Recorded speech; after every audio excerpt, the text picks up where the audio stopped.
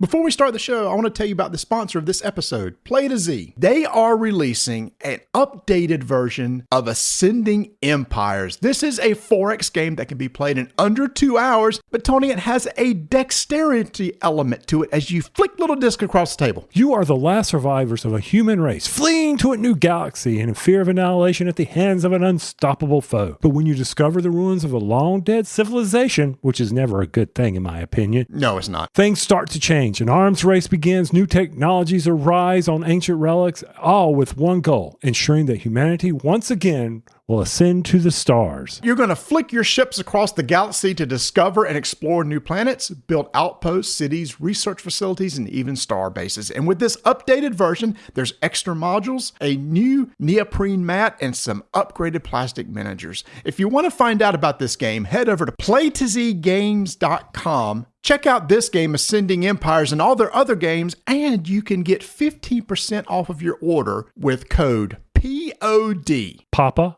Oscar, Delta, POD. For 15% off Ascending Empires and any other game in their catalog. And now, on with the show. At T-Mobile, our critical mission is providing unparalleled 5G coverage for when connectivity is mission critical.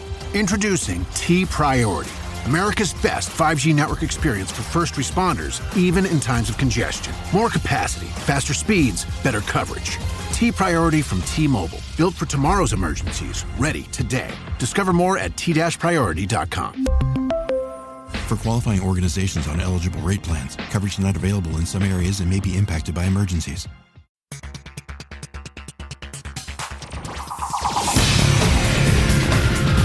Hey y'all, it's time for Rolling Dice and Taking Names. Woohoo! In this wonderful, fantastic, fabulous, extraordinary episode. That's a lot of adjectives. The guys review East India Companies, Emerald Skulls, and Black Forest. And I will join Marty for a review of Azul Duel.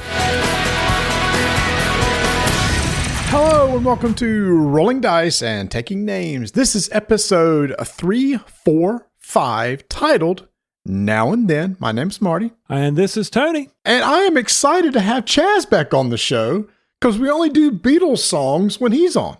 Oh, so I don't, okay, this is what, so the Grammys have occurred a while ago and didn't really watch a lot, but I was kind of curious, where the music trends are going because we talk about music here on the show. And I see this song we do? now. Yeah. We never talk about music. I always talk about usually at the beginning when I put the songs on there. That's, I thought you meant just like today's music in general. Okay. Oh God, we can't. And that's one thing we cannot talk about is today's music in general.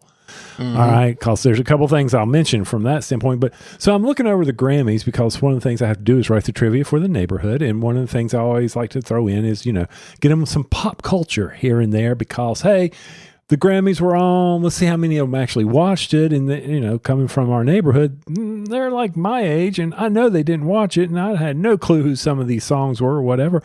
But I see now and then the Beatles.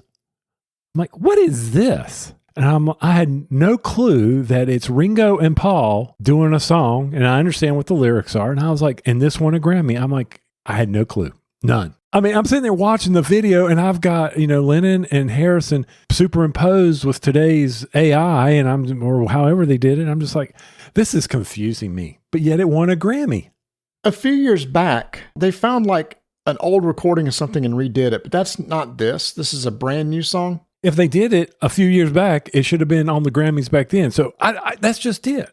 I have no clue. I tried to research it in time before we got on the show tonight. So you haven't listened to the song or anything? I did. I listened to the song for as much as I could because I was not enjoying it.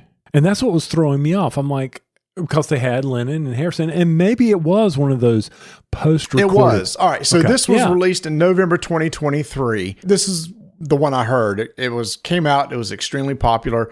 They're called The Last Beatles Song. It appeared on the double A side single, paired with a new stereo remix of the band's first single, Love Me Do. It looks like it was a ballad that was wrote and recorded around 77. Around 1977, that is. Yep.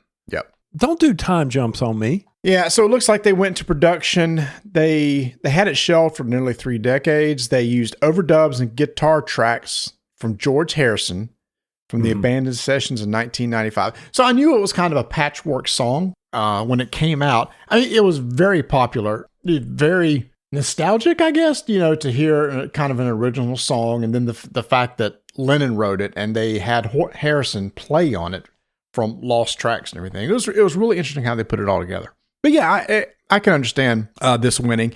But yeah, because it was released in November 23, it wasn't eligible last year for the Grammy, so it wasn't until 2025. Oh, okay. I'm like, well, I didn't even know about it in 23, let alone in 24. But if they released it in 23, I sure as heck didn't pay attention to it in 24.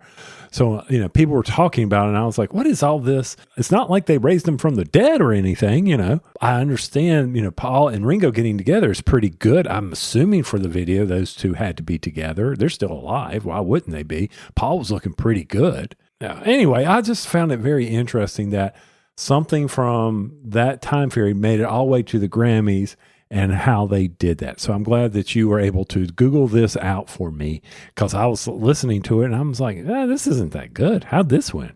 But I'm being harsh. Yeah, that's why. So it is technically a new song. Mm-hmm. Yeah, also it was interesting from the Grammys, there was a song that had won. I just happened to see it on YouTube. There is a really hot young musician. His name's Jacob Collier.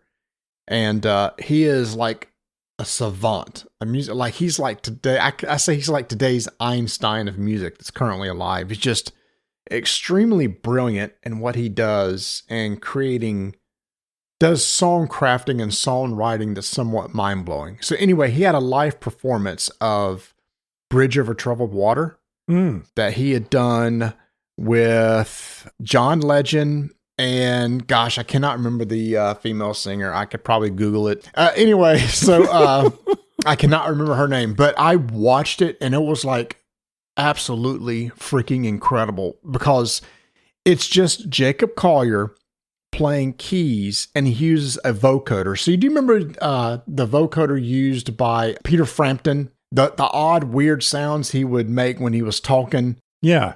Do you feel, they had that little electronic. Yes. Okay. So that's called a vocoder. And it was something like that. So as Jacob voiced chords, he would sing and then his voice would be transposed over those chords. So what he sang was being played as like a full chord.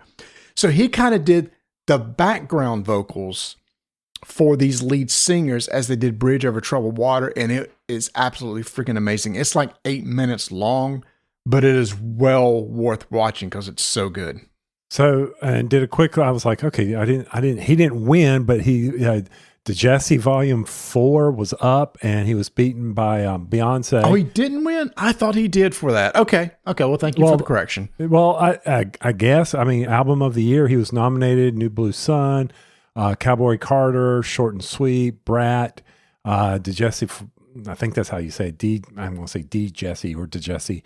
Hit Me Hard and Soft by Billie Eilish, The Rise and Fall of the Midwest Princess by Chappell Rowan, The Tortured Poets Department by Taylor Swift for Album of the Year. So, and I know there was a lot of hubbub about that win too. But hey, don't pay a whole lot of attention to the Grammys anymore.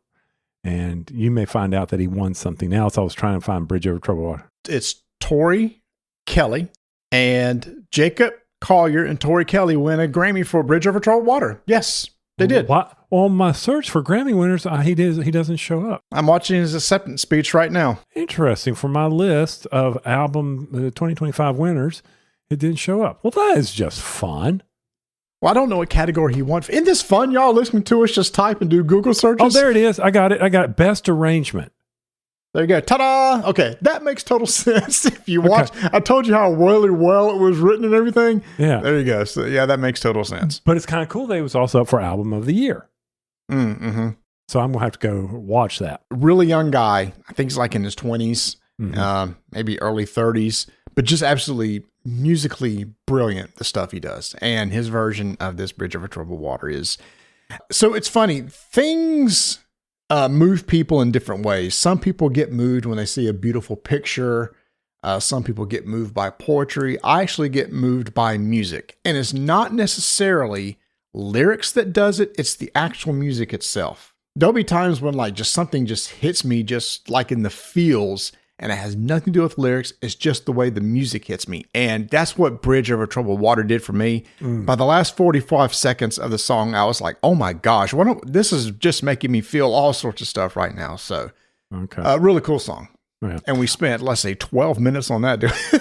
Well, I mean, that's, we've got some reviews to get to, but there's one other thing I want to talk to about music, and then we'll jump right over to the reviews, and that is, will you sign my petition on we just need to kill the halftime shows of the Super Bowl? Yeah, so that was a few weeks ago, and so you either got it or you didn't. I was in the didn't get it. I was talking to somebody at work right after it had happened, and she was telling me how her daughter was saying, you just don't understand what's happening with Lamar Kendrick. There's so much subtext to this. And then she said the daughter started explaining the meanings of the choreography and the meanings of the outfit and the songs that were chosen. The mom said her eyes just glazed over. She just wasn't following it all. I told her, I said, look, it just wasn't for us, but there's a lot of people that got a lot out of it. I just didn't get it. And I'm in a room with a bunch of 50, 60-year-olds at a small little Super Bowl get-together. None of us understood it. That's because we are not familiar with all that genre. And it just, once again, you and I both have celebrated birthdays recently, and it just made me feel even as old as I really am. Yes. Now I did know about the beef between him and Drake. I know that's been going on for a while, and he kind of dissed him in there with that. So that part I knew about, and that's been going on for a while. But maybe one of these Super Bowls, they'll give the old people an artist to enjoy or something like that. Yeah, somebody will come back. And now we'll jump to the Super Bowl, and this is all I'm going to say about that. It was everybody had their favorite commercials, things like that. We're still talking about it from weeks ago? Well, this is one of those things that for me, it was hilarious. I forgot to tell you about this. It was, while we're watching we did have the squirrelies between then, so yeah, we haven't recorded yet. Good point. It was one of these commercials that was on, and you'll know exactly which one I'm going to tell you about. Okay. Everybody stopped talking during the commercial, because I'm watching all the commercials, because that's really what I enjoy.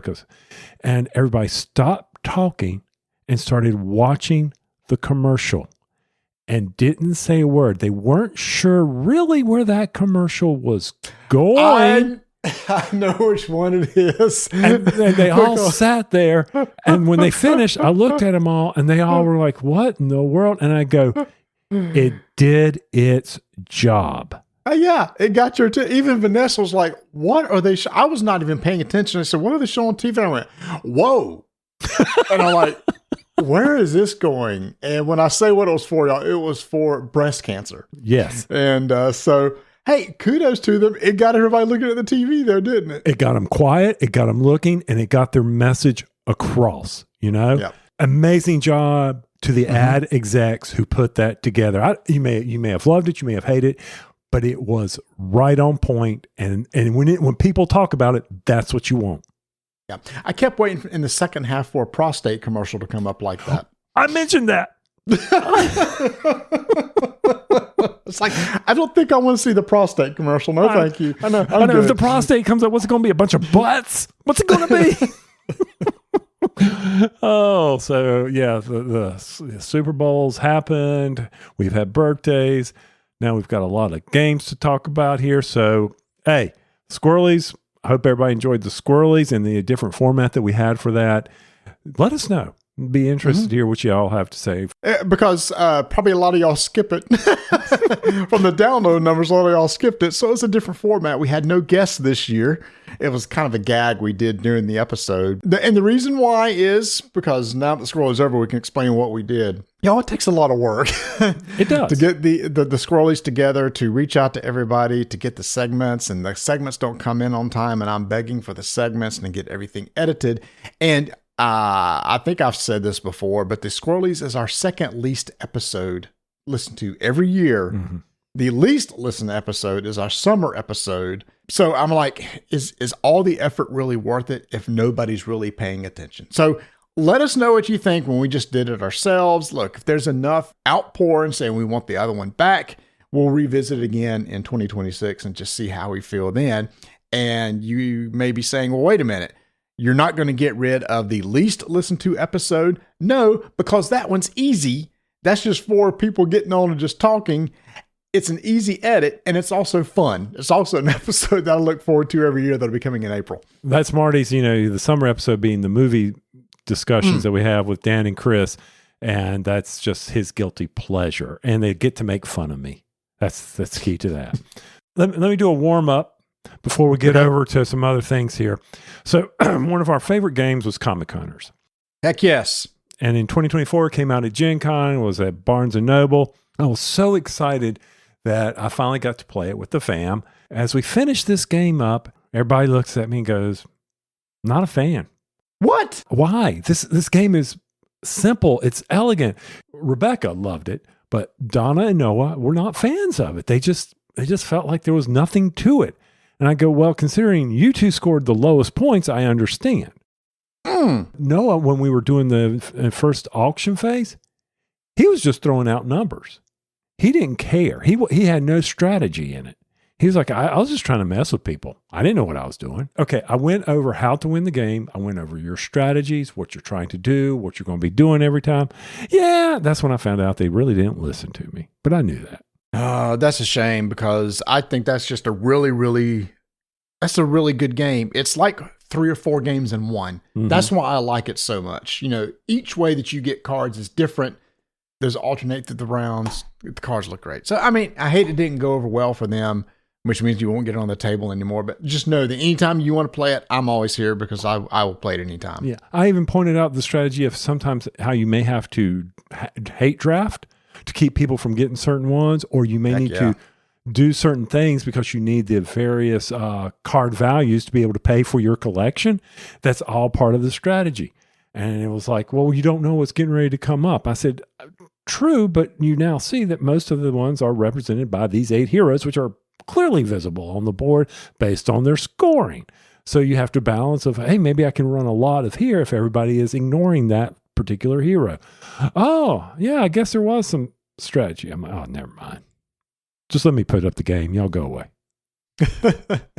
Speaking of games, there was a game that was just announced recently from Osprey Games from one of our favorite designer duos, Trevor Benjamin and David Thompson. This is a new game in their General Orders line, and this is called Sengoku Jidai.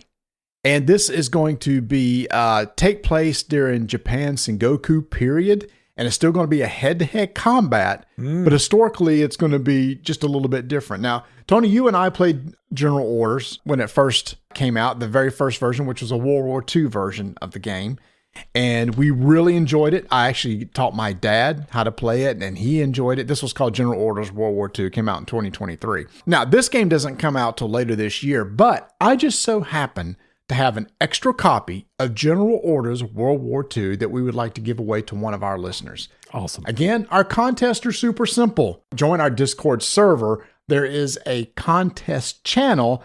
I'm just going to put in there, if you're interested in winning in this game and you live in the US, just give me a good old thumbs up here. And then after a certain amount of time, I'll go and randomly pick one of those people that entered and send it your way. So I'm going to open this up the day this episode releases, and I will have a date in the channel when the contest will end. Probably let it run 7-10 days, something like that. That gives enough people a chance to hear the episode and everything. Just give it a thumbs up. Solid 2-player game, and I can't wait to try this new version out when it comes out later this year.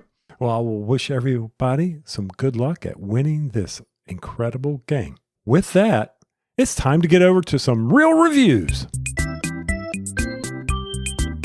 It's been a while since Ignacy released his 2025 schedule, his publishing plans when he was over at PortalCon. If you missed that, head over to shopportalgames.com, click on the banner, and you can read all about it. I'm telling you all this because it's important for you to budget wisely. All right, because it's one of those things you need to do. So if you've never played Hiroshima Hex, the 2025, the year of Hiroshima Hex, there is going to be a battle where you will have the Steel Police versus the Beast, a 2-player tactical challenge coming out. So it'll get you that feel. And once you play that, you might as well go ahead and put your order in for the Hiroshima Hex. Big, new, stunning art. He's releasing a new box of it. You're going to dive straight into that. Oh, and don't forget in October, when this comes out, you'll also have the new Hiroshima Hex Army Wiremen. Can't wait to get that on the table. And then his big major releases are as Age of Galaxy and Bohemians. So be sure to head over to Shop Portal Games for all the information there on his releases in 2025. Good job, Ignacy. So, Tony, years ago, the Euros that we played always had the exact same theme. The joke was, this is nothing but a game about trading in the Mediterranean. That was a theme that got done over and over again. And the people are like, I'm so tired of this. Let's do something else. To where we've seen a lot of fresh themes and a lot of fresh ideas.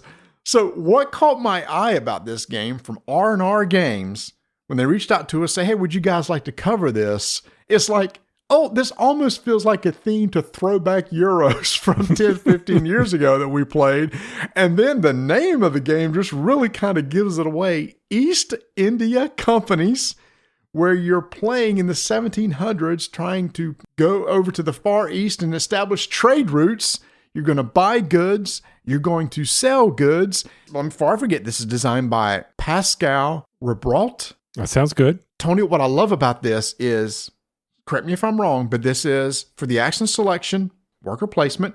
There is heavy market, meaning there's good times to buy, there's good times to sell, but it has a touch of the 18XX feel where each player has stocks in their company that other players can buy and invest in, which may help them out because the whole goal at the end of the game, after 3 rounds, is who has the most money. And actually one of those things where every decision seems to lead to the next round. And you're limited in your actions. When I say that is placing your agents onto the board. Well, first off, kudos to the design of the board.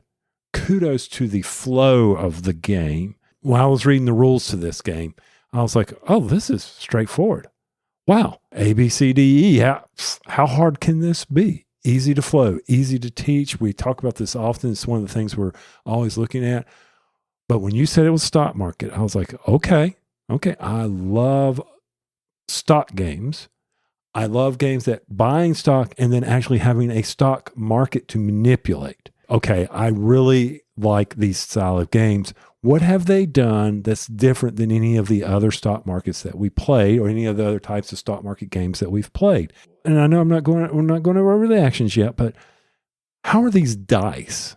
I'm trying to intrigue people. There's dice in this game. How does that impact things? I've got to build ships that, based on my fleet, will determine whether or not I am competitive in the trade as I bring goods back.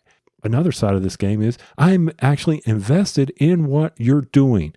Even though we're over there doing our solo thing, I need to know what ships you're buying because it will impact what I decide, right? Yeah, because the speed of the ships and the size of the ships dictate the order that buying goods and selling goods will be resolved. And in a typical stock market fashion style game, when the supply goes up, the demand goes down and vice versa. So you have your demand supply curves, and thus if it's harder to get, it's going to cost a lot more. And if there's a huge demand, it's also that people are going to pay more. So it's the balancing of buy low, sell high. Now, I will say I misspoke earlier. I said game lasts 3 rounds. It's actually 5 rounds. The 3 that was stuck in my head is each of you have 3 workers. You're only going to get to take 3 actions per round, and that never increases. So each round seems to have the same length. Some games, each round gets longer and longer because you're adding a worker or adding this or that. Nope. Each round takes the exact same amount of time to play. All right. And these agents that you're putting out there, another thing I liked about the game is, somebody beat me to this space. I'm not going to be able to take it. I'm not going to be able to utilize to the full extent of my turn, and therefore I'm locked out, which will hurt me.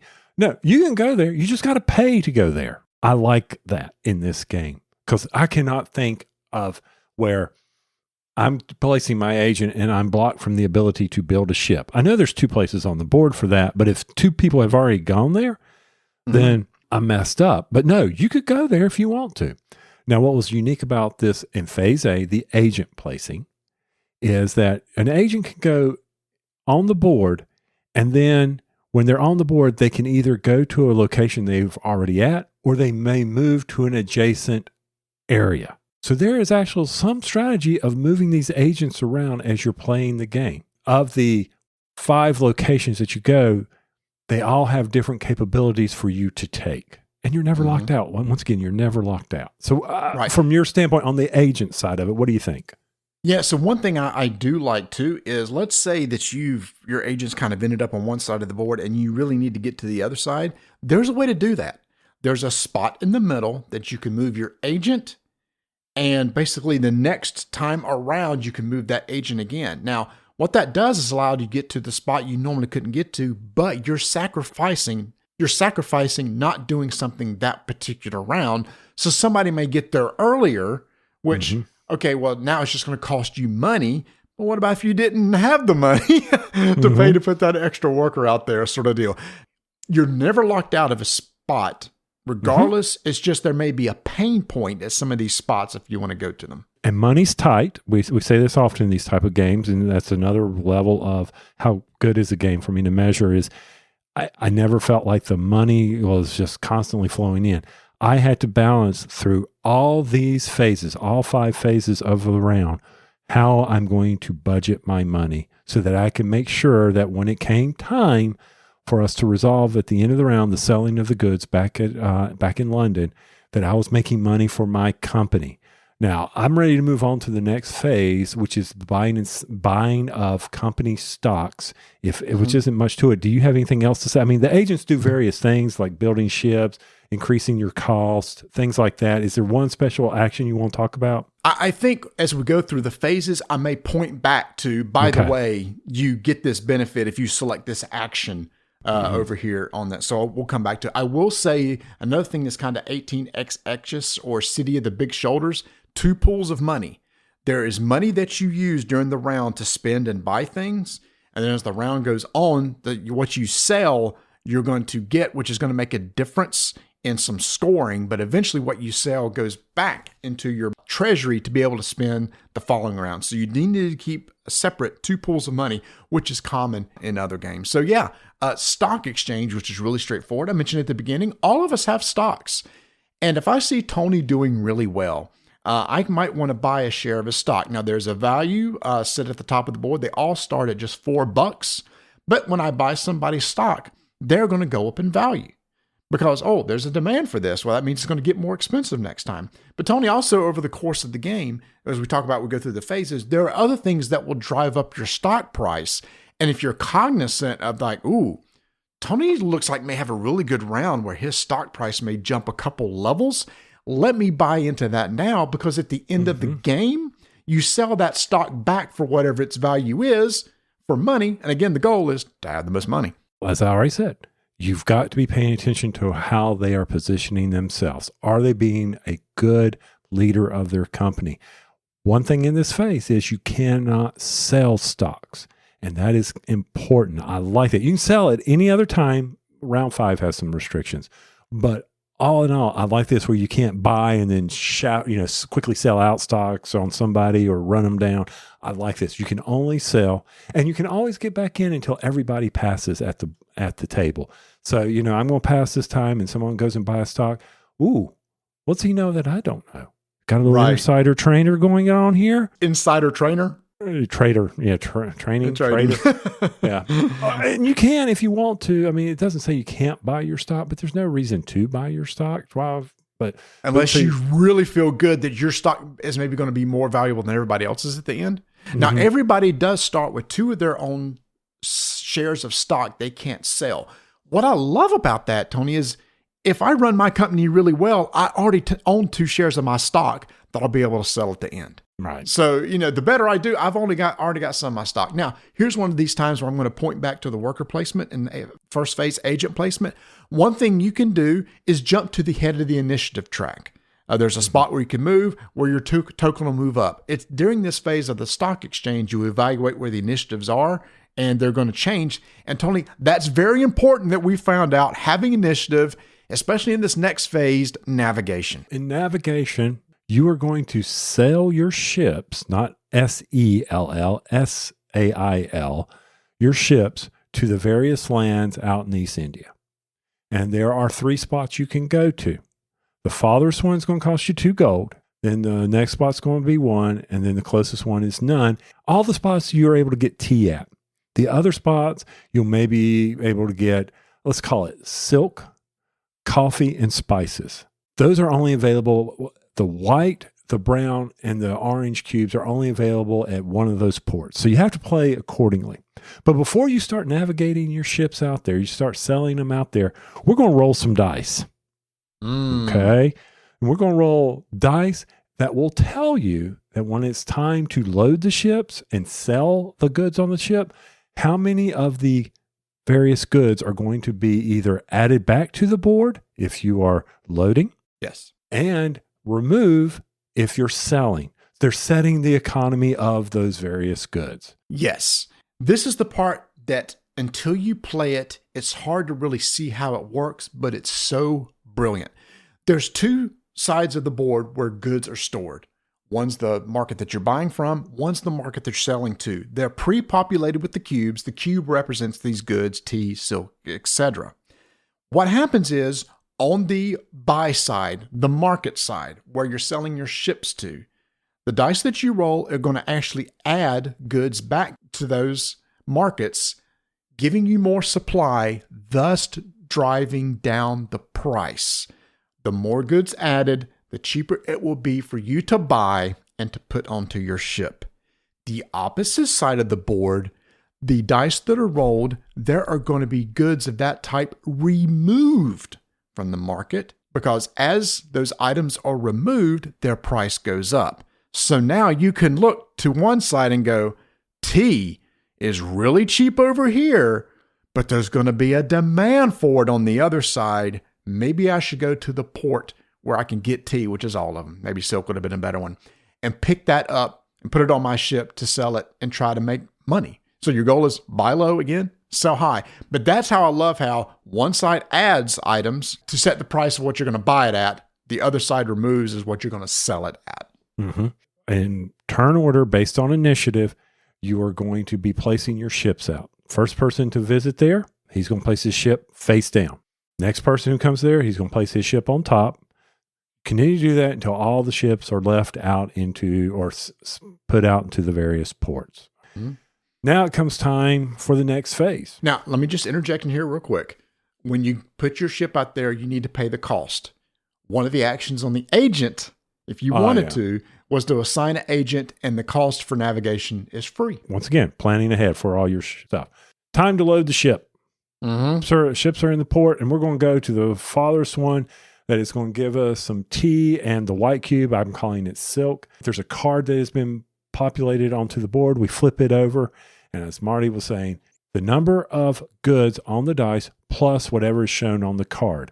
Now, he's going to want to tell you about this little action you can do back on the main agent, where it's going to say, hey, if I'm the first person here, I can set whatever that is. You get to look through the deck of cards and determine what is going to be added or removed, depending on which side of the board that you go to, the next round. And I think we just screwed up one of the rules. I think you get to roll the dice before. That's one of those things. No, the dice is rolled. I was going to correct you, but I just let it go. The dice is rolled at the beginning of the round. Whoever has initiative gets to roll the dice. So you kind of see those as you're even placing your agent. Mm-hmm. All right. So we found out, Tony, that is a huge deal. If nobody sets what the card is, it's just randomly drawn from the deck. Mm-hmm. But what I love, Tony, is maybe I'm looking at the board and go, God, I really need to make sure that there is a lot of silk available for me to buy next round. You know what? I'm going to send my agent over here in the first round. I'm going to look through the cards and make sure to take a card that's going to provide a lot of that and put it face down.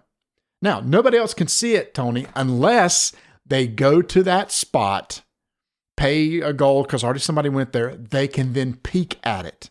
Other people can take an action if they want and go see what that card is. So then you got perfect knowledge. But then you got to decide, well, crap, I've only got 3 actions this turn. Do I really want to know or risk it and just roll the dice, so you say, and see what happens? All right. So we now have adjusted the board appropriately for the loading of it. So on the stack that's still face down, we flip over the ship and we assign it to the port based on its speed. And then we continue doing that, flip over the next one. And if it's the same speed as the previous one, it just goes on top. And then we continue. We've now assigned all the ships to the ports based on their speed. And we are going to load based on the fastest to the slowest, because that makes sense. Those ships got there first. So the first person on the stack gets to then say, okay, I'm going to buy whatever based on the port they're in. Maybe I'm in the second port. I'll buy some coffee. I will spend that, and based on my cargo limits, I will now buy coffee. So I take that, I load up my ship, move my ship off. Next person at that speed, if there is one, he gets to load up. Depending on what I just did, he may be paying more for coffee, or he may be sitting there saying, well, crap, I wanted coffee. I don't want tea. You know what I'm going to do? I'm going to leave my ship there in India, pay a gold, and my little ship can be there. That was, I think, a very important rule, because next time when we load, we get to load those ships first because they were already there. Mm-hmm. So thematically, it makes sense. It makes total sense. That's what I love about this. And the ship just has 2 stats on them: speed 1 through 4, and the number of items that you could carry. Typically, if it was really fast, you couldn't carry a lot, and vice versa. Slow ships could carry more. And one of the actions you could do with your agent, as you said earlier, was upgrade your ships. And each round, there's a new ship that's added that you can buy from. So you just have to plan accordingly, because they're going to get more expensive. But by then, hopefully, you've made some money. All right. That's it. Ships are loaded. Time to head back home, baby. Here we go. We're on our trip back to, we didn't encounter any bad weather. We made it around the Horn of Africa. We've come up through the Horn of Africa. We're going along the coast. There's no pirates. Life is good. We have now arrived in London. We've got some dice sitting there. Guess what? We got another card that is going to set the prices that the people are willing to pay for the goods we brought. And hopefully the ones I brought are the ones that they desperately need, so I can get a lot of money. So you want to see a lot of those icons on the card and dice, because those are going to be removed from the market, thus driving up their price. And again, here's where speed comes into play. We around the table go, okay, how many people have, let's say nobody has level 4 speed. Okay, how many have a 3-level speed? Maybe 2 of us raise our hand. How do we resolve it, Tony? The very important initiative. That's right. That's where we found that initiative was so critical, because if we're tied with the speed of the ship, the person who's highest on the initiative track gets to sell their stuff first. And guess what, y'all? If they're selling the same stuff I am, they potentially could drive down the price. Meaning when it's my turn and I sell that coffee, Tony may have got 6, but I only get 5. Mm-hmm. Because as he buys it, he repopulates the board, and thus the price starts going down. So we do that. We continue unloading the ships, going through the speed. Now, one of the actions you could have done with an agent is we can have the ability to expand our ship port, and we can add additional ships, which also have places for warehouses. So for goods that we didn't want to sell, we can store those for the next round, which is very important. Again, imagine that. All these things are very important in this board game of stocks and trading and selling and buying.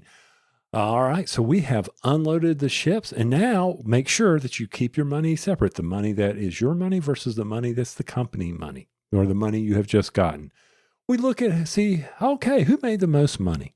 If you made the most money, your stock goes up 2 notches. Also, did you go up on your board on making company? Hey, last round I made $20. This time I made $40.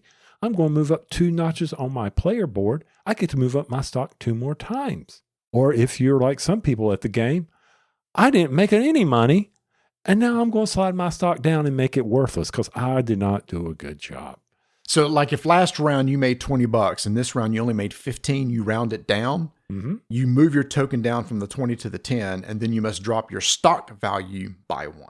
Right. And then the person who spent the second most, their stock value goes up 1 on the track. Person who was third doesn't move up any, and the person who came in last selling, their stock also drops again. You're going to basically rinse and repeat do this for 5 rounds. Oh, and by the way, all the money you just made now goes into your treasury to spend next round. And the person who screwed up the worst on the playing that round becomes first player. Yes. So there's your little catch-up mechanic. The person who sold the most will go last in the initiative for the next round. So now that means that first player gets to place their agent wherever they want, basically, for free. So yeah, that's how this all works. There was this one other thing in the agents. You have 2 markets that you can put on a board. You could put it any one of the ports.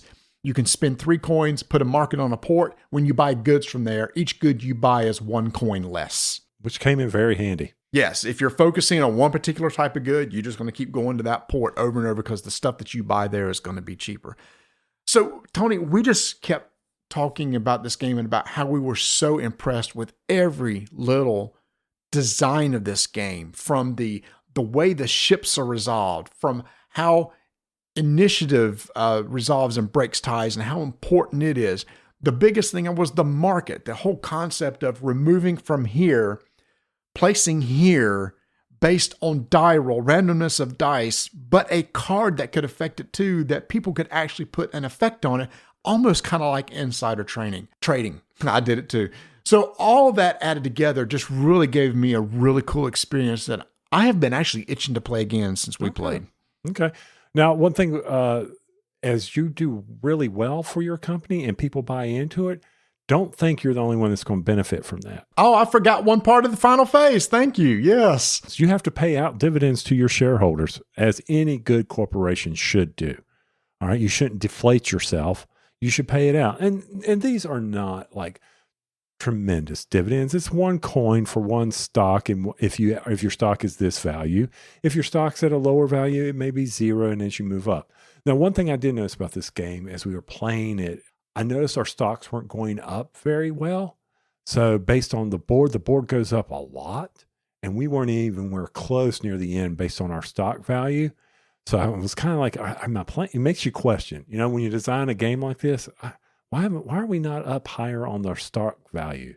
But there's not enough stock tokens to do that. And you have to be making a lot of money. Maybe at a lower count, it's easier to drive up. I don't know. Maybe there's some people that just finish first every round and moving up 2 ticks every round. But we were pretty darn well balanced.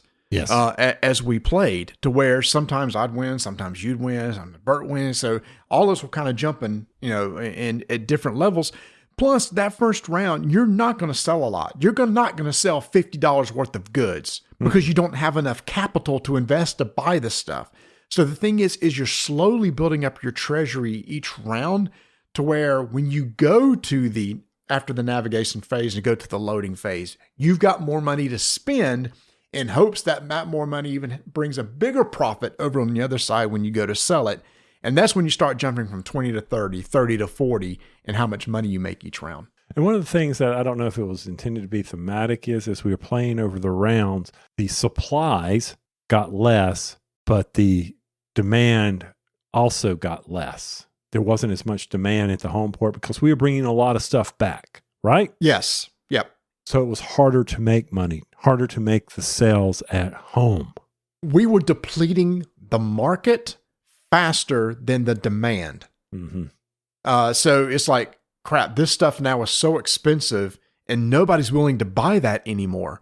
There's no tokens on the one side where we buy from, or there is, but the price is now really high. And on the other side, that market's almost filled up. It's like, well, if I buy this for 5 and sell it for 5, that's a wash. That's stupid. Nobody's going to be buying that one next round. Right. Or sell it for 1. You can always sell them for 1 if the market is full, but then you just spent 5. That's a big loss. That's bad. That's where you got to make sure you've built warehouses to store some of these goods and hope that the price is reset next round to where you can make a little bit of money off of it. Right.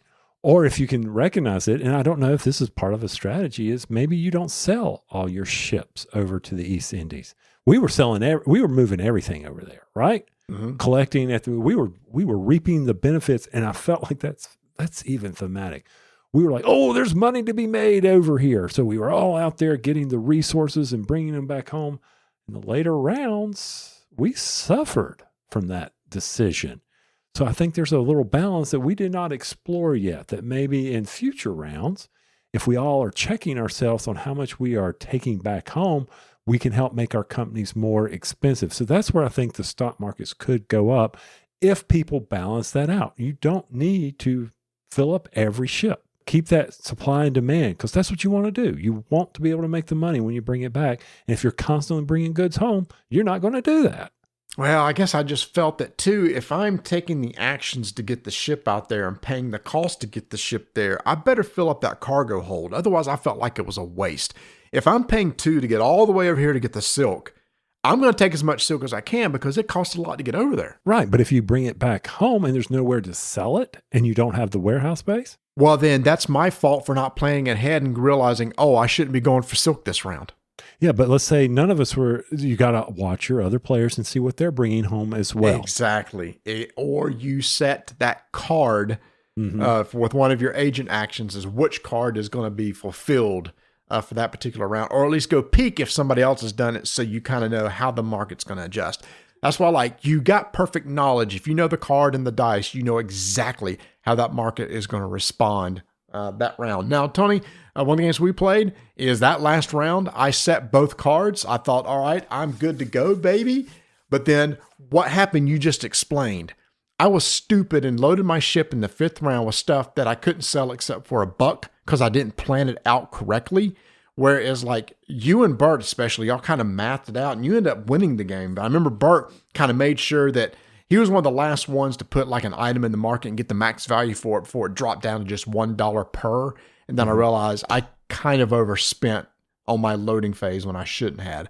Again, it's just a lot of planning. The stock manipulation I love. So I just like stock market games. I just really like stock market games. So this isn't your typical classic Euro resource management style game at all. It's strictly a market game. And it's not a strong stock market game of the buying and selling of companies, trying to short companies and do all those things that you hear in these Wall Street movies. Trying to figure out or entice someone to do really well will help you make money at the end. Maybe I do help Marty bring that silk back home by picking a card that will help deplete it because I own 2 of his stock. You've got to think like that. You've got to think, how can I help who I own stock in, right? If I bought up all Marty's share, then I'm going to want to help Marty and hurt the other guys.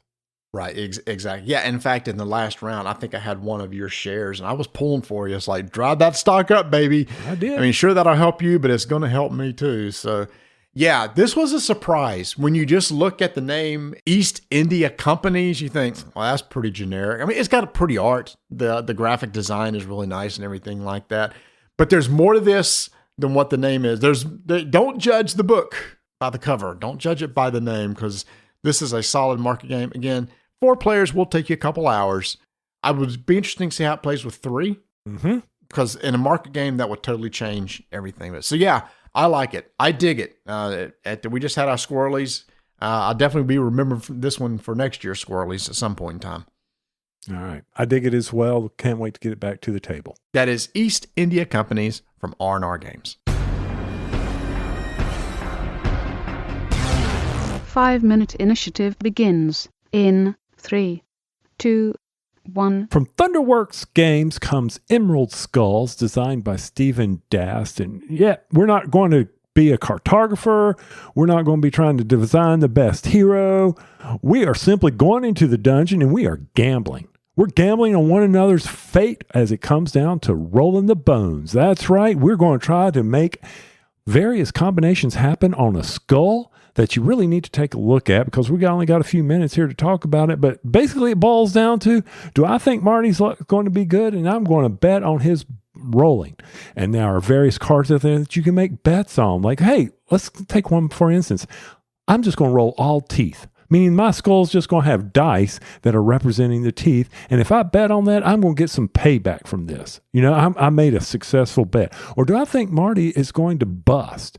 That's a bet I can make. Or do I think Marty's going to pick his nose?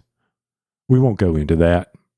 But this is Emerald Skull's fast-playing dice rolling game that after so many gears are gone, the game ends. A couple of things about this. If you like these dice games, like these Yahtzee type games, then you need to definitely take a look at this of Emerald Skulls. Hey, if you're not into Yahtzee, do not take a look at this game. This is not one for you. So this game is basically 2 types of things going on. The person who is rolling the dice is basically playing push your luck. These dice have values 1 through 6, and they can be placed on certain sections on the skull. So all values that are 1 and 2 can go on as teeth. The 3 goes in the nose spot. The 4s go in the 2 eye spot, and that's the only places they can go. And the 6 goes right in the 5 goes in the forehead. It's like a gem. But here's the dice placement rule that's really important. You must always place a die on your turn. You start out with rolling just 3 dice. You can take gears that you've earned and buy more dice to roll. But once you place a die, the next time you roll, you can only place a die equal to or greater than your highest die that's been placed. So if I've placed a die in the nose, which has a value of 3, on my next roll, the only things I can place are 3, 4s, and 5s, or 5s, or the other side is a skull, which is like a wild card, which can be used for anything. So that's where your push your luck is. So if I'm sitting there staring at, I've only got 1 die left, and I've already placed my 2 eyes with the values of 4, that means there's only 2 values on this die that will help me out. If I roll it and can't place it, boom, there's the bust. Whoever bet on me busting just earned some points.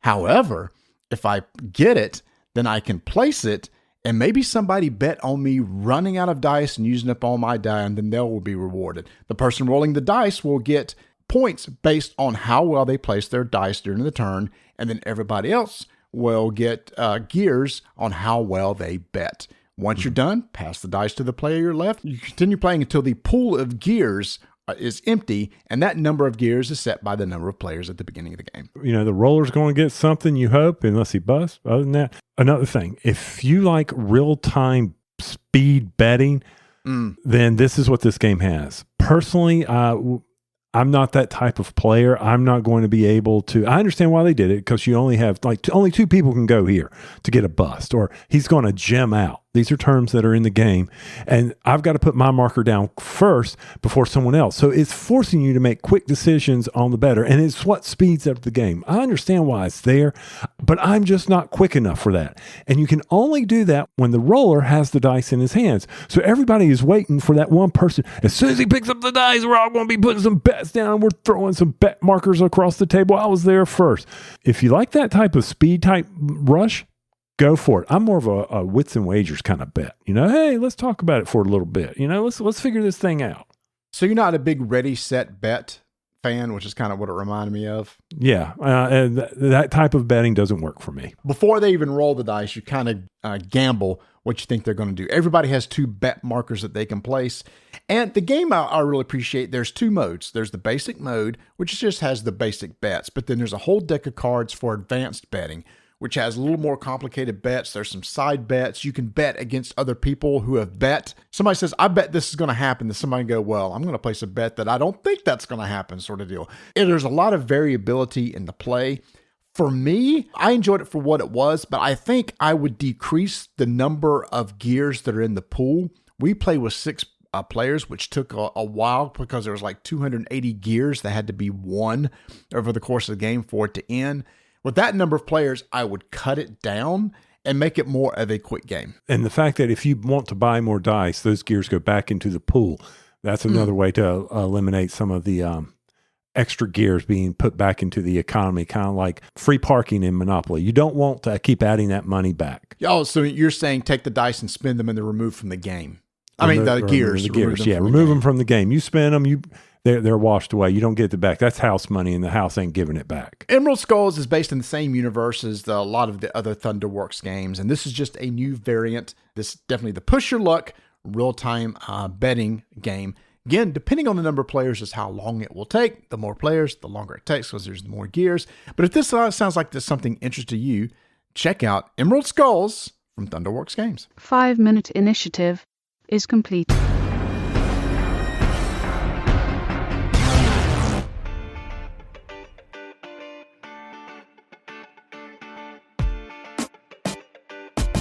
Head over to shop.gametoppersllc.com for your Game Topper paraphernalia.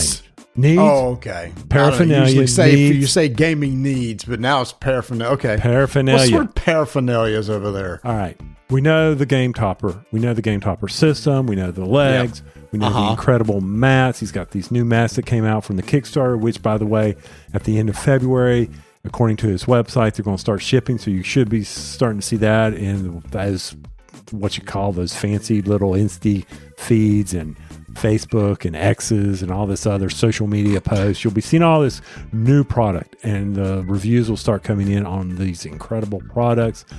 But if, I don't know, someone you know is having a birthday, maybe you should go over there and you can pick up some things that, even if you don't have the Game Topper system yet, because it's like what? Like what? Tell me. The Game Haul bag for $39. This is a bag that serves as a way to haul your games around. Imagine that. But I love this aptly named Game Haul bag. Yeah, but this is my favorite part of it. It puts my cold stuff from the refrigerator in it. It's a cooler. So don't think of the Game Haul bag as simply hauling games. It might be hauling tasty beverages to your game day. Oh, there you go. Then he has the poker chip tray that you can pick up for $14.95. Then you have, and this is the other thing that fits in the back of my car, Berkey's got some cool accessories. So don't miss these. The Game Topper Double Game Tote. This also has the silver lining, and it has served me well for carrying games to Dice and Diversions. I had multiple games in there. It took the weight of Hegemony. Did I say that right? Hegemony, that one too. And King Arthur's Tale of the Arthurian Knights. Both of those were in there. There was no stress in that bag. That bag took that abuse. It handled those. That was easily 300 pounds. Okay, maybe it wasn't. It felt like it as I was carrying it out to the car. So the double game tote, the game haul bag, the poker chips, and then, of course, if you have any of his mats and you don't have a storage bag for it, pick those up. That's just an additional, that's easy money. $15, something that you can easily do. Or you can have the storage mats. If you have a game room like Marty, maybe you want to get a rack to put the various mats you have for different sizes. Those are easily to be found. And if you just want to stay nice, warm, he has some incredible swag. You can get you a nice shirt, hat, as well as a hoodies.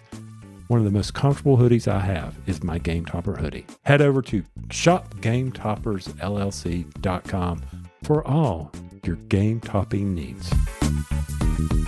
Tony, I have a question for you. What is your relationship with Uwe Rosenburg games? We're tight. We're solid. Man, you say Uwe, I say, bring it to the table, baby. I didn't realize you liked all the heavier stuff that he had. Yes. And if you were to ask me which ones, I think there's Lowlands. We've played that. I haven't had a chance to play Glass Roads. He's one of those designers that he goes with the Martin Wallace train of thought, I always feel like, where Martin has said, you don't have to do everything. You just have to do a few things well. Remember that? When we interviewed Martin Wallace back in, probably year 6, 7 of Art Rolling Dice, when we used to interview a lot of people, when people actually liked us. So I enjoy some of his games. So you definitely enjoy his lighter games, that's for sure. Yeah, I mean, I think his lighter games where, we've gotten a lot of play of, Tangram City, of course, Patchwork and the variations on that. There's a small little 2-player game, Caverna, Cave versus Cave. I have that. Yeah, which is a solid game. But it's interesting. So he has these kind of easier, 30-minute games, and then you move up to the Cavernas and the Agricolas and Feast of Odin. So my relationship with Rosenburg is complicated. Oh. There are a lot of games I really like, and then a lot of games they're okay. Sort of. I don't think there's any games I just really don't care for. I thought kind of Glass Road was kind of a one-trick pony, which is why I was interested to try out Black Forest, which takes the resource mechanic that's from Glass Road, but instead of that being the focus, that's how you manage your resources, but then everything else around it, including like tile laying, worker placement, so it takes several things and puts them together in a nice tight game that, especially he's known for the worker placement thing with Agricola and Caverna. So he's bringing in some of those aspects with this really neat wheel for resource management that was in Glass Road. Yeah. And I need to correct something. It was not Lowlands that I was thinking of. It was Nushteford that I was thinking of. Oh, man. When you go back and you do all of this stuff, Hallertau, Nova Luna, just a ton of stuff. But no, I get you. Applejack. We played that recently. Never talked about it on the show, but Donna and I've played Applejack. But when I look at the list, it's like, man, yeah, I enjoyed a lot of these games that he's come out with. So maybe a better definition is maybe it's not complicated with me. It seems like most of the stuff I have played, I've enjoyed. I know a lot of people go gaga over like Agricola and Caverna, and it's like it's a longer game for me. But that's why I like seeing the elements of those types of games in this game, Black Forest. And this was one of those things I was like unsure of whether I wanted to play. But a lot of people on our Discord channel were just giving it a lot of praise. And then at the end of the year, I saw some reviewers saying it's one of their top games of the year. And I thought, okay, well, maybe we should give this thing a shot. See, when you first said Black Forest, I didn't know who it was designed by. So I thought you were going to throw another war game on the table. That was a key area in World War II. So I was like, oh, cool. We're going to get another war game on the table. And then you say, oh, it's a UA. And I'm like, oh, we're going to do some resource exchanging here. That's what we're going to be doing. Of course, the whole goal of the game, obviously, is you're trying to get victory points and everything like that. But you have your pawns that you're going to be able to move around the board to villages and take actions depending on where they are. There's some in-game scoring that you can try to achieve for some tiles that come out there. But the basis of it is being able to make sure that you can afford everything. Like when you want to build buildings and put them onto your tableau, you do have a tableau in front of you that you start out with that may have places to store animals. Yes, this has some pigs and cows that you can store, which might give you some victory points. And so you're trying to develop out your land, and on that land you can buy some buildings. But to buy those buildings, you got to have the correct resources into play. And Tony, it's where this resource wheel, this resource mechanic, I think is one of those things that at first I thought, is this just a gimmick that's not really needed? But once you start playing the game and understand how that wheel works, we all decided, no, you kind of do need something like this to track the resources that you have, because one of the key elements of this is at some point in time when you have enough resources to create like a commodity or some glass, it immediately happens. You have to spend those basic resources to build the glass, the commodity and stuff, and you can't sit on it. I mean, it just immediately triggers. Right. And when that does that, that's causing you to lose some basic resources that you thought you might have. But because of the way it worked out, it's like, oh, crap, I got one less than I thought I did because I was forced to make that piece of glass. To your point, one less. That one less could be if you have a bunch of stuff sitting at 1, they now become 0. So part of the game in this Black Forest is making sure that you can somewhat prevent the wheel from spinning. You want to stop it so that you can build up, so that you can afford various tiles that you will then be able to put on your board. For me, loved the resource wheel. It was definitely needed. You had to do it, but there was a ton of buildings out there. And it was like, I did not know where to go with my resources that time until I finally, settled on a strategy about halfway through the game. As we talk about the mechanics, everything in this game for me, I enjoyed mechanically. I did not have any holdups. I didn't have any problems like I've had recently with some of these resource conversion games. This just seemed to work very smoothly to me. Yeah, so you're talking about the buildings. There's like 34 buildings in total. There's around 30 small buildings and then 4 large buildings that you can buy over the course of the game. And some of those are like one time, hey, you built this, you're going to get these resources. Some of them are ongoing. When you do this, you get this. Some of them are just free actions. You can, at any time on your turn, exchange 2 of these for 1 of these or 1 of these for 2 of these sort of deal. So a lot of it was, and this is where I kind of got overwhelmed, is because of all the buildings, it's like, well, how many do I think I'm going to be able to buy? And what do I want to focus on? Well, if I take that and pair it with this, then this generates resources that I want that I can use over on this building to do something else. So you try to get a little bit of synergy and maybe a little bit of engine building. Sometimes a wrench can be thrown in that if somebody takes a building that you might have wanted, and then you kind of have to course correct at that point. But that's typical in a lot of games like this where you want to buy buildings and get stuff. And sometimes, it's like, oh, in 3 rounds, I'm going to go buy that building. Well, there's no guarantee that building is going to be there when it comes back to you in 3 rounds. You mentioned your worker that you're moving around the board. First off, he's got to be able to traverse, so you have to have rations for him. And I know that's not the right word. It just escaped me. I had it, but he's got to be able to Commodity. provision.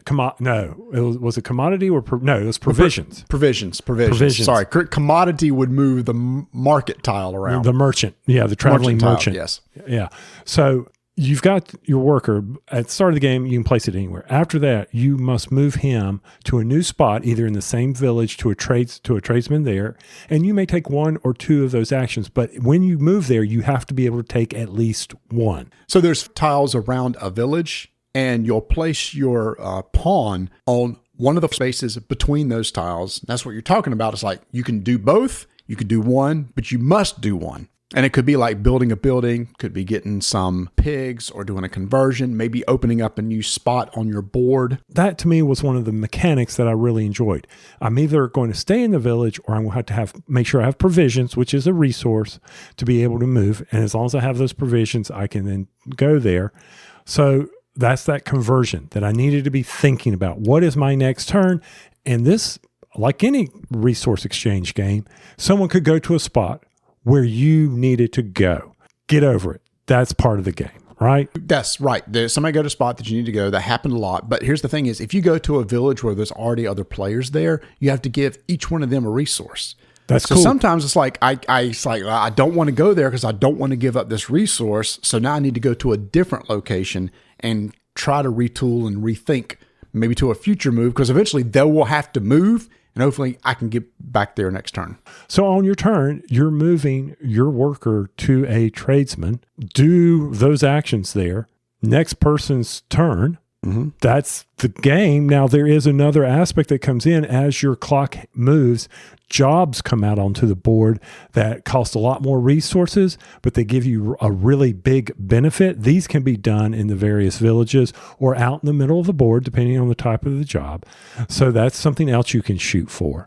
As with all these games, you've got to think through, okay, on this move I'm going here, here, and here, and then I'm going to go, okay, with those resources, then I'll go here. Oh, crap, I moved this provision, and that just shifted my clock. Now I lost everything. Rinse and repeat. Now I got to set it back up. Even though kind of Glass Road like really leaned on the resource wheels, which was cool, adding all this extra stuff here to the existing resource wheels just gives more elements to the game, a little more thinky. When you picture the wheel, it's kind of like a clock. There's a big hand and a little hand.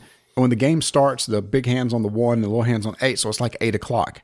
Everything between the big hand and the little hand is a basic resource, and you're going to move a single token around that indicates how much you have, and when you spend, you go counterclockwise with it. You just said counterclockwise. Yeah, when you spend basic resources, you're moving your token counterclockwise to show they've been spent. Yeah. I'm sorry. I when you said that, I'm like, when you spin the clock, no, you spin the clock clockwise. What are you talking about? But you meant spin. No, yes. The little token itself. And then between the little hand and the big hand, the 8 and the 12, is these resources that are going to be created when you spend the basic resources. Tony said you were able to block the wheel. What you can do, as long as there is a piece butted up against the big hand or against the little hand where you kind of physically can't move it, you're good. But as soon as there's a gap in front of the little hand and in front of the big hand, the clock hands automatically spin and turn. What that does is that spins one of all your basic resources, but gives you one of the really nice goods, provisions, food, glass, etc. And I thought that would perplex me, confuse me a little bit, but I really did get the handle on it. So I never played Glass Roads. So for me, this was all new, but I quickly understood it. And I understood what the mechanic was that I needed to follow here. So I had no issues with it. So you're talking about a game that I really enjoy, Fields of Jarl. Is 2 players. It's probably my favorite Rosenburg game. That also incorporates, building out a tableau and building stables for the animals and everything like that. So that has some of that same mechanic here, the place where you place your workers and get to go do something.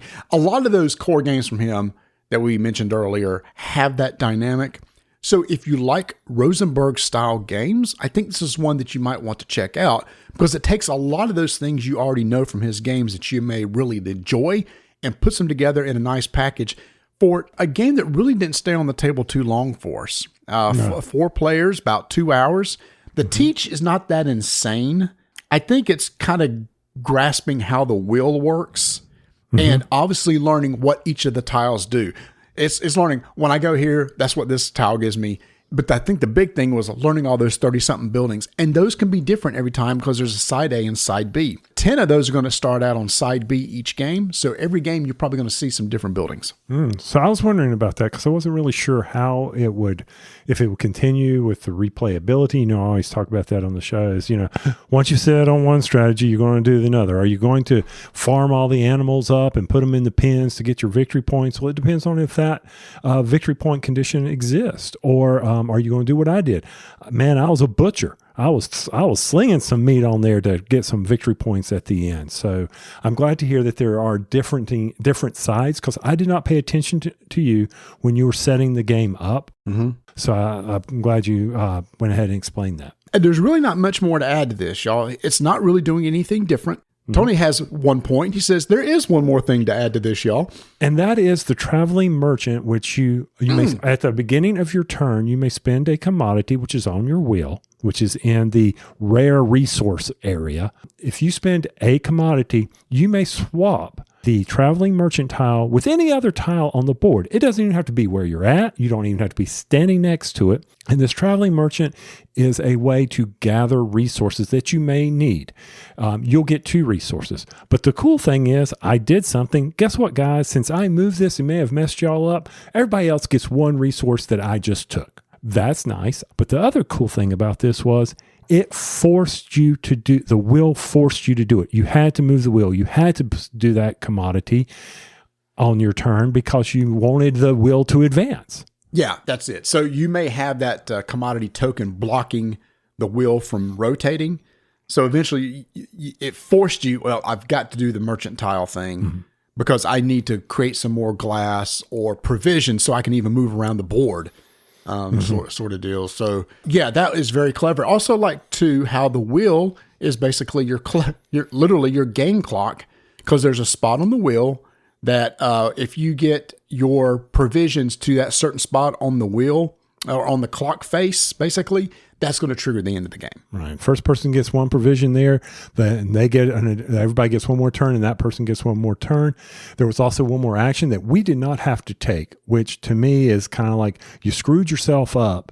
You're going to have to go beg in a village to get a provision, which will allow you to then move. So you're basically forfeiting your turn. So I think that was I understand the design, because if you go out and do a job in the middle of a forest somewhere and you don't have a provision, you're stuck there. So you're going to have to figure out some way to get back. So these are some of the cautions that you have. I also found that for us, there was AP. There was especially AP for me on my last move because I was trying to squeeze out as many victory points as I could on my meat, baby. And it worked because you won the game. Blind hog found a nut. What can I say? A blind hog found a nut. Yeah, because those hogs are always looking for those nuts. If you're in Portugal, that is so true.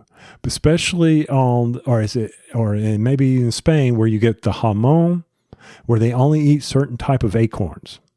So an acorn is a nut. Anyway, I really like that aspect of the game of forcing you to do something. There was some AP, like I was just saying, at times, but generally, like you said, it moved very quickly when we were playing it. And like we said, the only thing you're doing is moving your meeple to a place and taking those actions. Free actions you have might be some buildings that you have to do some quick resource conversion. That's pretty much it. And obviously the goal of the game is to get victory points. You build buildings. The buildings have victory points. Some of the larger buildings have end game victory points that you can achieve when you have a cattle or pig in stables on your board. Each of those are worth 1 point apiece, that sort of thing. And then it just kind of adds up over time. Right. And where your clock is at the end of the game on your 1 resource wheel, that's going to give you some victory points. So yeah, I mean, straightforward, easy peasy, do a little resource conversion, figure out your strategy if you can. Hopefully you'll do it quicker than I did. But yeah, no, I enjoyed Black Forest. I especially like the fact I didn't have to feed anybody. Oh, that is a classic Rosenburg thing that was not in this game. I like that too. I didn't have to worry about it. I thought I'd be slaughtering some pigs, giving up some food for some people. By the way, this Tito Lorenz helped him design this. We keep saying Rosenburg, but that helps people visualize the style of the game. Yes. Yeah. So it is 2 designers that are attributed to this game. Tito Lorenz also helped on Fields of Jarl. Oh, see, there you go. You know, I told you early on, it's like Rosenburg. It's like there's some things I like. There's some things I don't like. I was going to say Rosenbaum, but that made me think of Seinfeld. Was Andelbaum. Never mind. Okay.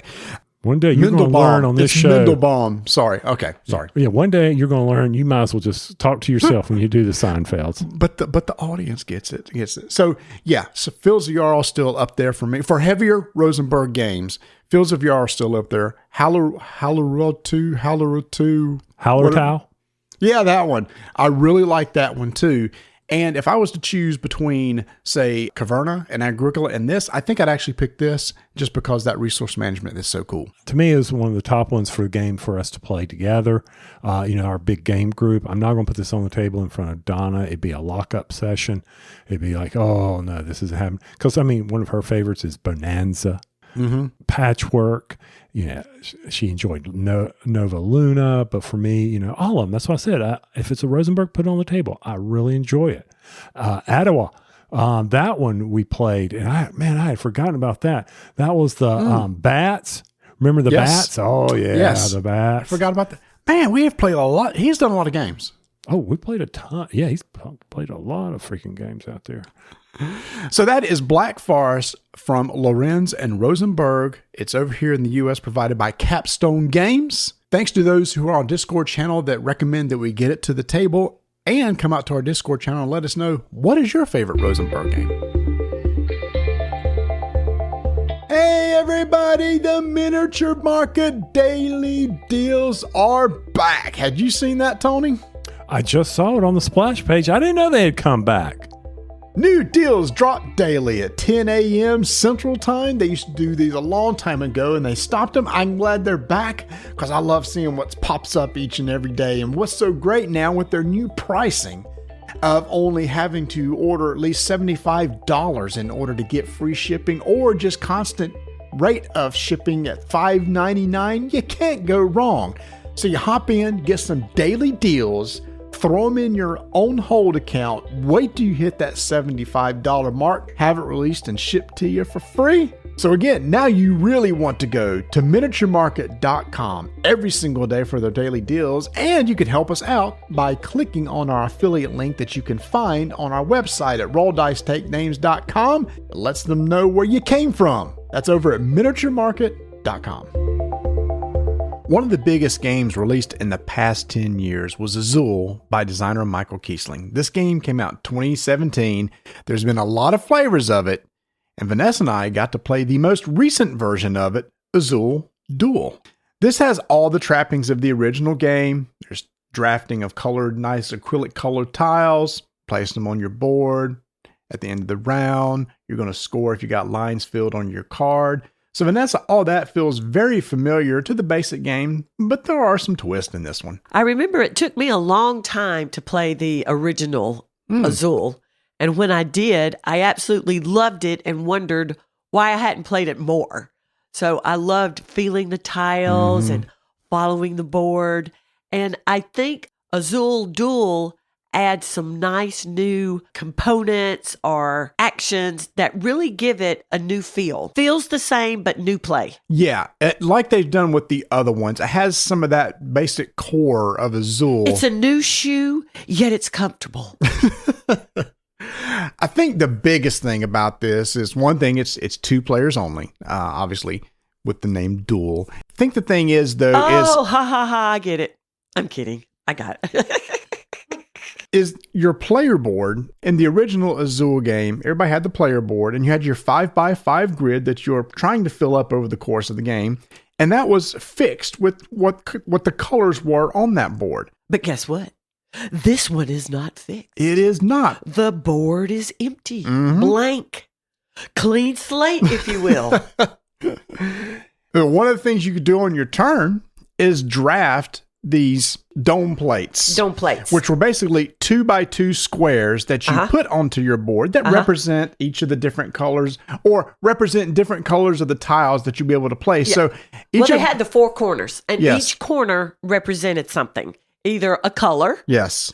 There was a blank, and if one of the corners was blank, if you filled the other 3 spaces, you got extra scoring at the end. And then the other option was all the colors, which was wild. A wild one, Yep. yeah. So it could be any color you wanted. So what's interesting about this is as you're drafting these tiles and putting them on your board, you're deciding, okay, here's how I want to fill out my board on the right-hand side, that 5x5 grid. But the actual actions that you take, the drafting, is familiar, but there's a little bit of twist to that too, because in this... And there are actually 4 actions now that you can take. There are. So since we just referenced, one of them is actually drafting a new dome plate to put on your board. Yes. There's 3 out in the middle of the table. Each of you are going to take 2 each round. Right. So that's one of the actions. The other thing is then obviously drafting of the tiles, and there's 2 ways to do that. At the beginning of the game, you're going to have 5 factories on the board. One's a large factory, 4 are small. All of them have a sun section and a moon section.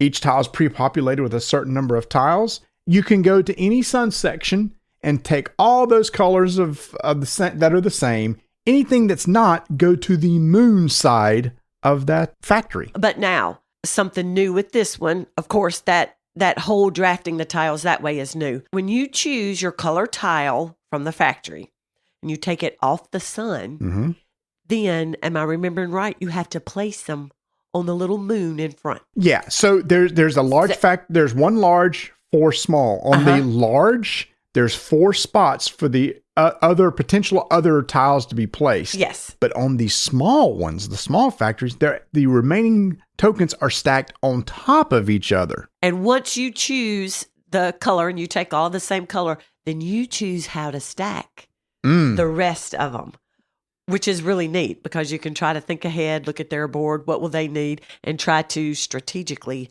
stack those colored tiles. Because another action is to take all the same colored tiles from all the moons. What?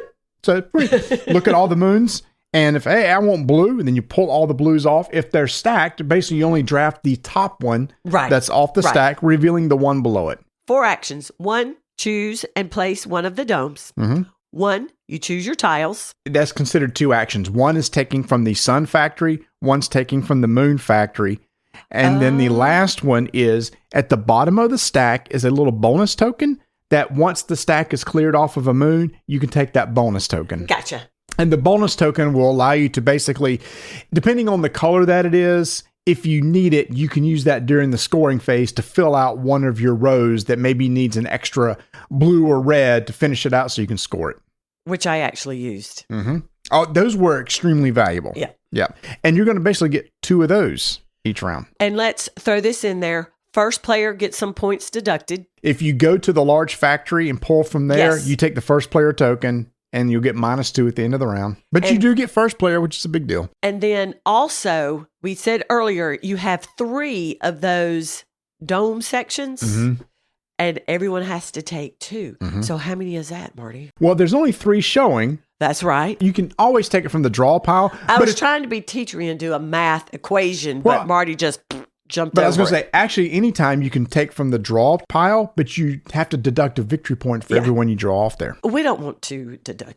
No, I don't want to deduct any points. We didn't do that a lot. You're very strategic like you, and it worked out in the... And you're looking for a specific color that you're looking for. So, yeah, you might want to do that. But the round flow is pretty much the same. After all the tiles have been drafted, you're going to evaluate your board. If you have a row filled up with the same color, then you'll take the rightmost color and slide it over to the area to the right side on the 5x5 grid. Then you'll score points for every tile that's adjacent to it vertically and horizontally, which is just like the original game. Yeah, I thought it added a lot of different play to it. Yeah, those extra action. Number one of basically developing your own board with how you want the colors situated on your board is the really unique thing that I like. And wasn't it different? There are different, like you score each row the same, but then at the end, there were some additional scoring. This is also like the other games is where there's end of game scoring that's random. So it may be, hey, you get 7 points for every vertical column that you completed, or 5 points for every row, etc. So each game, you're going to have these in-game scoring conditions that you also try to achieve. Yeah, but this one had that extra component of one of those domes had that section added. Yeah. That's actually during the game scoring. Once you fill up a dome, you look where where that empty spot is on the dome. There's a scoring bonus at the end of that row. You'll get that many points right there. So again, the whole goal is to get as many points as you can. The same rule applies as if you draft all of one color. You must put it on one row. Any excess that don't fit on that row, they basically fall off the board and they're worth negative points at the end of the round. Yeah. We played a couple times. We played a few times. And again, I just went with the flow. I didn't You got to get out of the flow. I can't overthink. I just would lay the tiles down. You're in the flow. You got to get out of the flow. All right, Elf. Sorry. Look, you tell me take my trees down. Christmas is over. Y'all, it took a while. I think there might still be a couple upstairs, actually. If you like Azul, I think this is a good Well, I was going to talk about the strategy. Like, what was your strategy? Well, my strategy, was it different? No, I was always looking at those domes because I was like, I really need a blue one here or a red spot here. So maybe I would claim that. Also, I look at in-game scoring, kind of look at my goals I was shooting for at the end of the game. So it was multiple things. I rarely look at in-game because it would boggle my brain, and I just kind of just put it where I put it. Go with the flow. Just go with the flow. But now we did. I think we were split on this one. I won one and you won one, but we were extremely close with both of them. Yes. And it's one of those things, it's back and forth scoring. You do have the negative points that could affect you based on a couple of things. Yeah. I wouldn't pay attention, and I would always be the one that would have to pay to pick up that last dome. Yeah. That aggravated me. I purposely tried to take two so it wouldn't cost me a victory point. I will say, I don't understand why this is only 2-player. I was trying to figure out what in the rules couldn't make it so there's more tiles or stuff to draft and make it 3 or 4. So I'm not a designer, so I'm not sure why this can't be. I feel like it could be more players too. And I thought of duel, not necessarily just 2, but maybe somebody that's out there that says, well, Marty, obviously you can't do more than that because, I mean, there's probably some logistics behind it. Now, I will say, I enjoy my play with it. I do have one little nitpick though, and that's on the production. So in the original Azul game, the player boards were decently thick size player boards. Here, they're folded player mats. When they're player mats, they're a lot thinner. When you unfold them, they have the little crease in the middle. Sometimes they buckle up a little bit and your tokens slide a little bit. So I don't know why on that part of the production, they didn't go with the regular thickness of cardboard because everything else is nice. You got a nice bag. You got the nice acrylic tiles. Everything else are thick. Like your domes and your factories and everything. I just don't know why the player boards weren't. I don't know. I don't know either. So that's my nitpick. This is a game that probably plays, 20 to 30 minutes. So it flows really fast too. And obviously very easy to set up and literally just play 3 rounds and populate the factories. It was more than 3. Wasn't it 5? You play 5 rounds. Yes. Yep. Which is dictated by the number of dome tiles that are drafted. Because you'll eventually run out. And that will kind of, I don't know why I said 3. Anyway, this is the second time we recorded this show. The first one was like, this is not going well. Let's just scrap that one and start over. So yeah, if you're a fan of Azul, and you have other flavors of it, I think this is one you might want to check out, especially if you're just looking for a solid 2-player game. That's exactly what this is. Yeah, I agree. It is a new shoe that's already comfortable. That is Azul Duel from Michael Kiesling.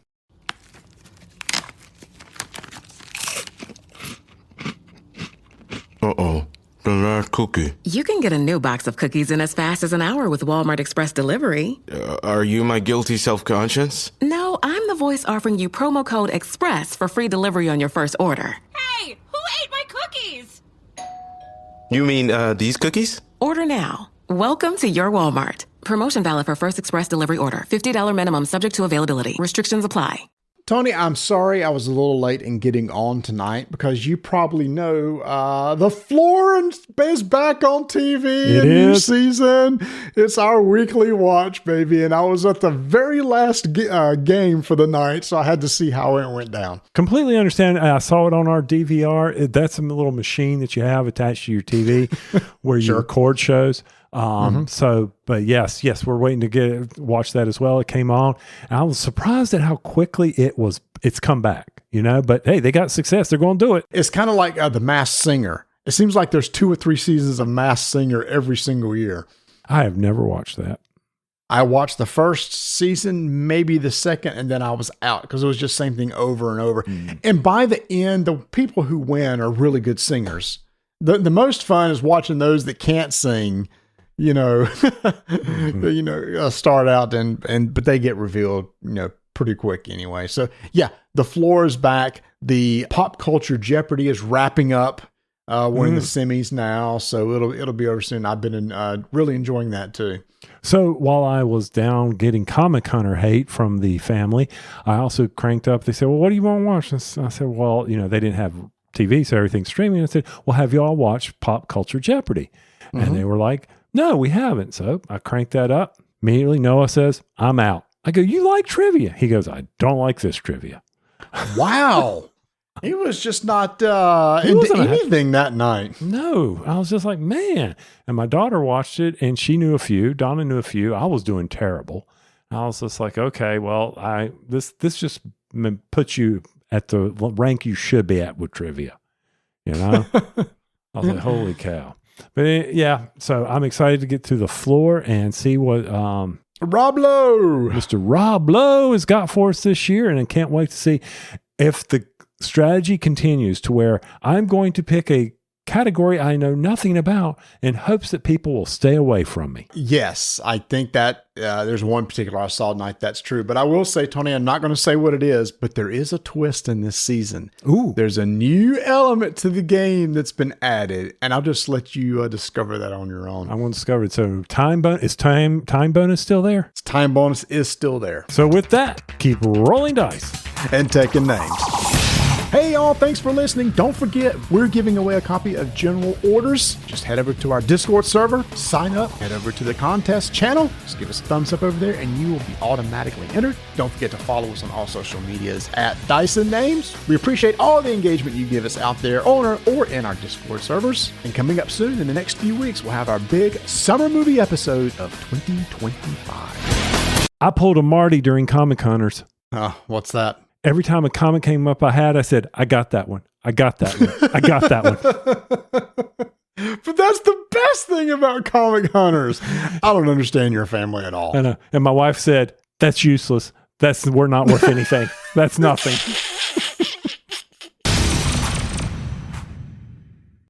This show is part of Poderation, the nerdy podcast network.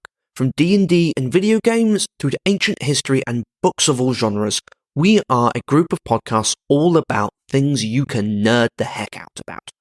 We are currently looking for new podcasts to join the network.